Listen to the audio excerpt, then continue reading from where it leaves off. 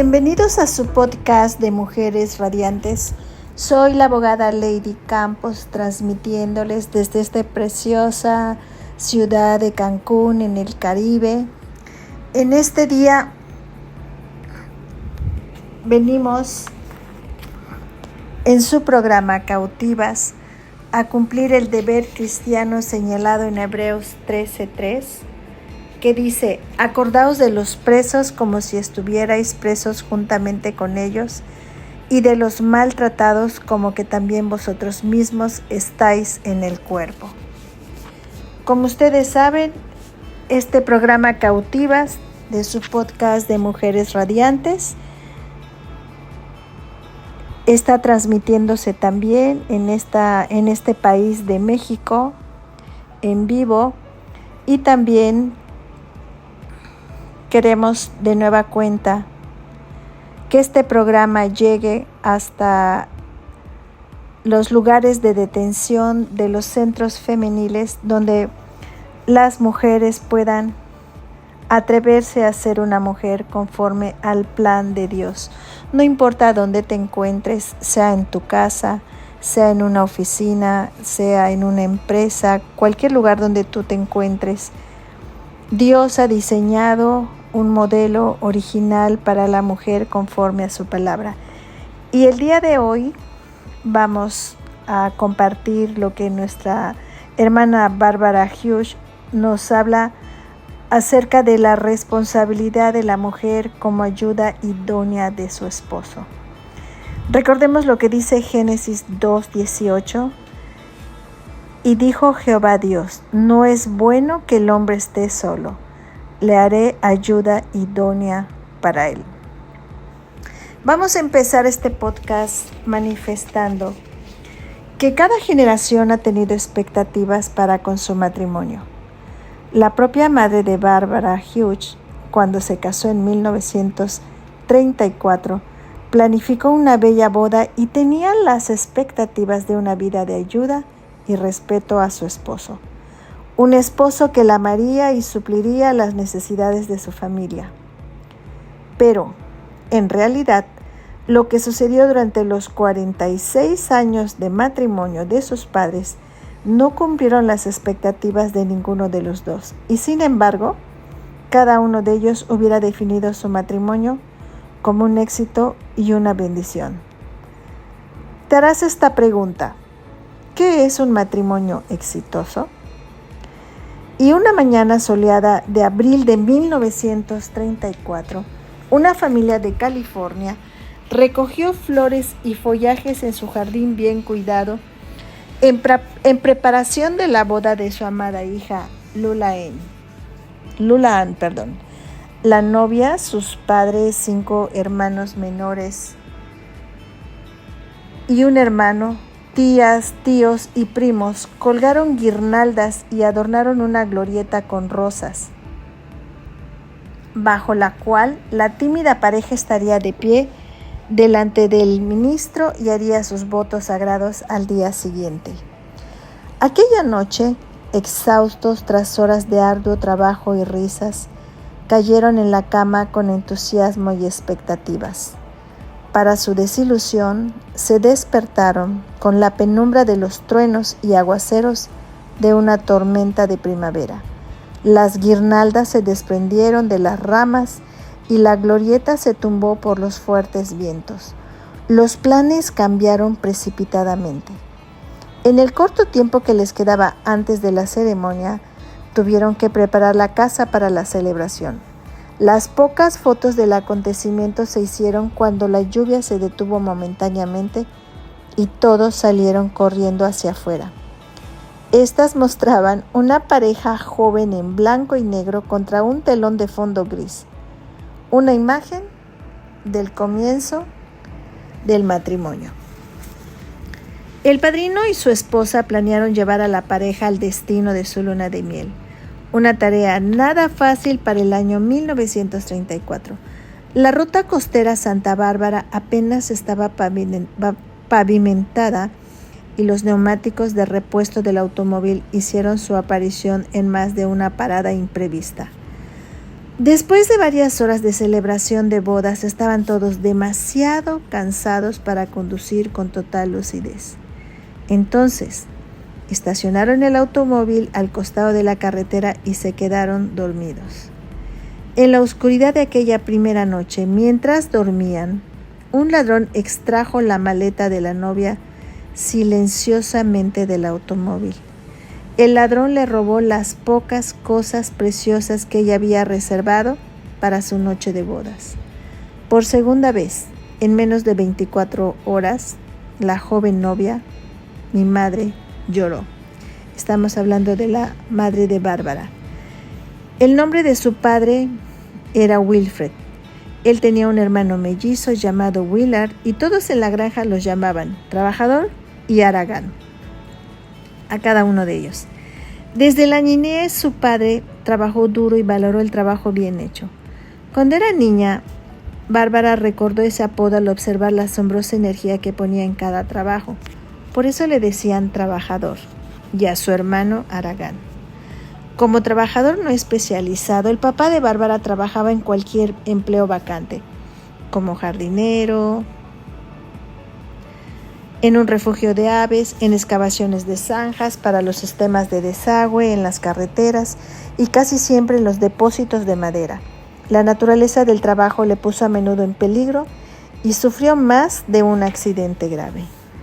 Después del nacimiento de su hermana menor, de Bárbara, una carga de madera le cayó encima a su papá y le rompió el tobillo. Pero incluso con un yeso enorme en su pierna, estaba determinado a trabajar y cojeaba por todos lados para ayudar a su esposa a colgar la ropa recién lavada. Durante ese tiempo, la madre de Bárbara conducía un camión de helados desde las 9 de la mañana hasta las 9 de la noche para abastecer a su familia, compuesta por 7 personas, con $6 al día, suficiente para alimentarlos a duras penas. Sus padres simplemente hicieron lo que debían hacer. Estaba segura de que lloraban, pero rara vez lo veía. Su padre se convirtió cuando ella tenía 12 años, y entre sus recuerdos más preciados está el día de su conversión, cuando atravesó la puerta con el rostro cubierto de lágrimas y abrazó a mi madre, a la madre de Bárbara. Aquellos fueron los días más felices de su niñez. Cada vez que cenaban, contaban acerca de sus esfuerzos para limpiar su vocabulario y la manera en que sus compañeros de trabajo se burlaban de él. Recordaba los intentos que hacía para testificar a sus compañeros y, lo más importante, irradiaba gozo. Aquel verano, la iglesia a la que ella estaba asistiendo realizaba su picnic anual y por primera vez asistieron sus padres. Había pollo frito con ensalada de papas, pastel de manzana y melón. Su papá jugó el voleibol con los de su clase de escuela dominical. Su risa todavía resuena en mi alma. Un día después del picnic, hubo otro accidente en el depósito de madera. Esta vez su papá casi pierde su mano con una sierra mecánica. Al año siguiente, tuvo que someterse a varias operaciones quirúrgicas. Mientras realizaba terapia física, memorizaba las escrituras y recibió un Nuevo Testamento de cuero con su nombre inscrito en letras doradas como primer premio del concurso de memorización de su clase de escuela dominical. Con lo difícil que había sido soportar el dolor físico, el dolor que su padre tuvo que enfrentar los días siguientes fue mucho más fuerte. Ahora este arduo trabajador no podía usar más sus manos para suplir las necesidades de su esposa e hijos. Sus abogados defendieron los intereses de la compañía maderera de su jefe y su padre quedó tullido y sin un centavo. Desde el día que la corte informó la decisión, el padre de Bárbara solo pudo trabajar para lo que le ofrecieran: lavar platos. Su hermana mayor recuerda un día cuando fueron a un restaurante con sus amigos y derramaron una jarra de Coca-Cola. Entre risas y diversión apenas notaron la llegada del hombre que enviaron a limpiar el líquido derramado.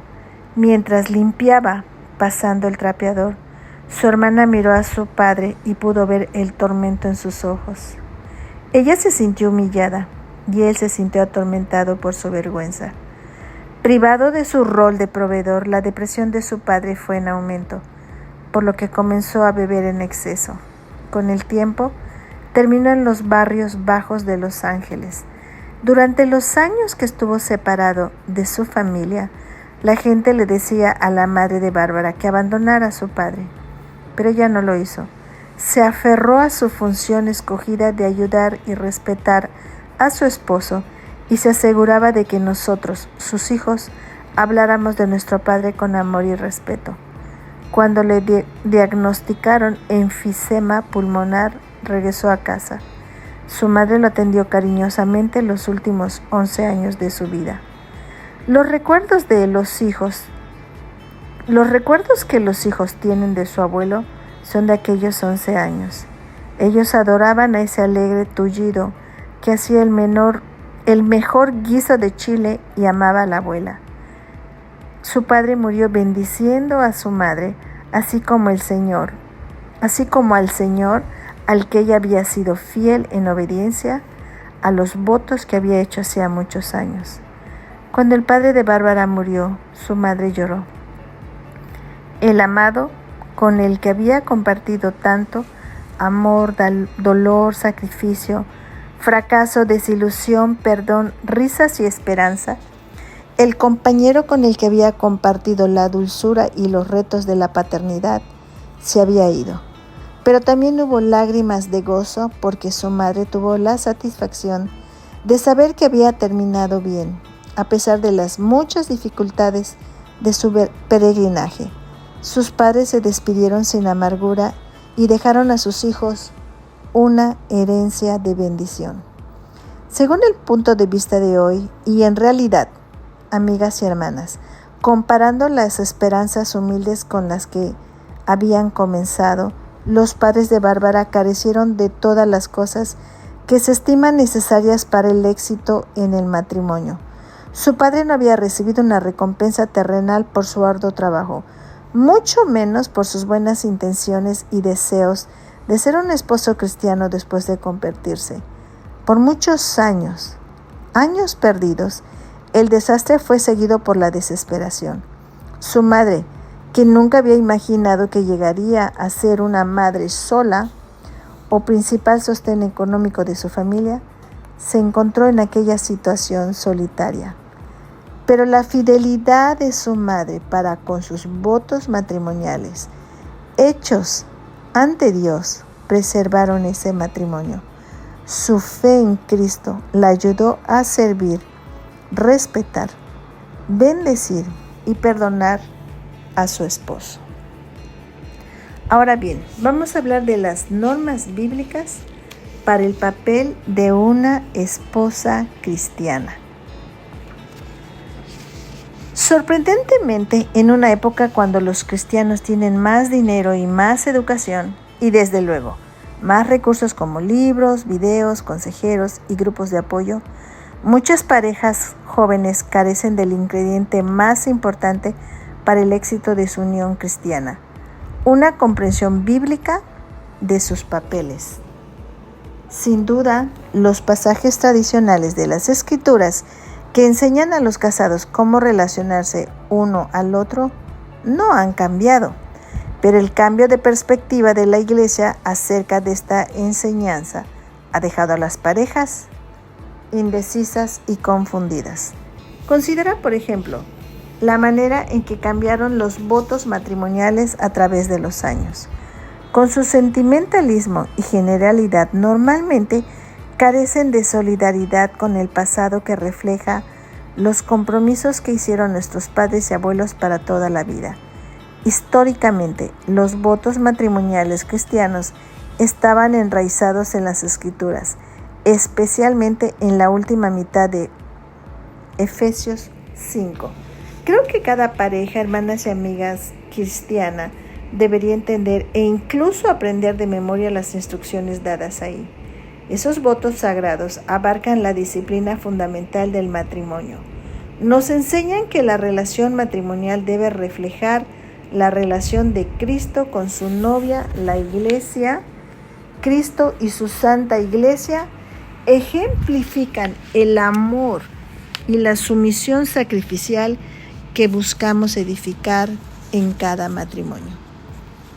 Escucha la palabra de Dios. Efesios 5, 22 al 24. Esposas, sométanse a sus propios esposos como al Señor, porque el esposo es cabeza de su esposa, así como Cristo es cabeza y salvador de la iglesia, la cual es su cuerpo. Así como la iglesia se somete a Cristo, también las esposas deben someterse a sus esposos en todo. 3 puntos suspensivos. Y que la esposa respete a su esposo. El apóstol Pablo decía que esto era un ministerio profundo. Este ministerio es más que profundo, es espectacular, amiga y hermana. El ministerio del matrimonio no comenzó cuando Cristo vino y fundó su iglesia. Comenzó siglo antes. Fue el plan de Dios desde el comienzo. Por lo tanto, si quieres entender lo que enseña el Nuevo Testamento acerca del matrimonio, debes empezar con el relato de Génesis acerca de la creación. Y con esto terminamos. El fundamento del Antiguo Testamento. Wendy Shallison sostiene que hoy en día las personas pasan por alto el hecho de que nuestras diferencias son la clave de nuestra relación. Ella explica: la revolución sexual parece haber fracasado principalmente por ignorar las diferencias entre los sexos.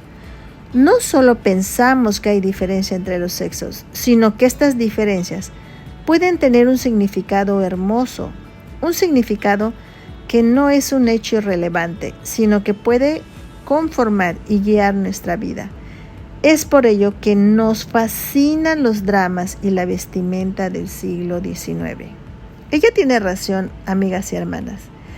Y nosotras que creemos en la palabra de Dios, no tenemos que adivinar o preguntarnos el significado de esas diferencias.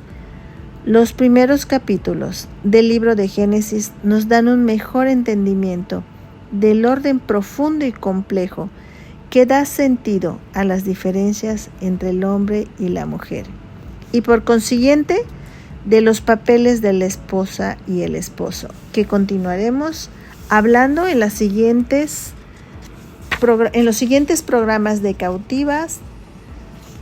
Y con esto nos despedimos, elevando una oración a nuestro Salvador.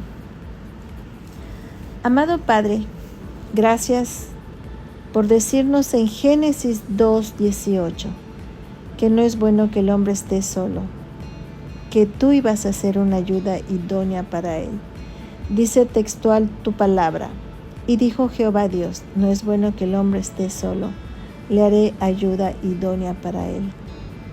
Padre, te damos gracias por la administración que tu Espíritu Santo nos muestra, Padre, de nuestra responsabilidad de la mujer como su ayuda idónea de su esposo. Gracias, amado Padre, por tu preciosa palabra, ya que esto fue tu plan desde el comienzo. Por favor, síguenos enseñando acerca del matrimonio, de la sumisión y cómo ser ayuda idónea, empezando desde el relato de Génesis acerca de la creación. Y gracias, Padre, porque la unidad con Cristo nos renueva nuestro entendimiento para poder seguir la feminidad bíblica que tú estableciste en las Escrituras, Padre, como dice Tito 2:1 y versículos 3 al 5. Gracias por glorificar tu palabra y por limpiar nuestros corazones y prepararlos para la bendición. Glorifica a tu Hijo, Padre, en el nombre de Jesús. Amén.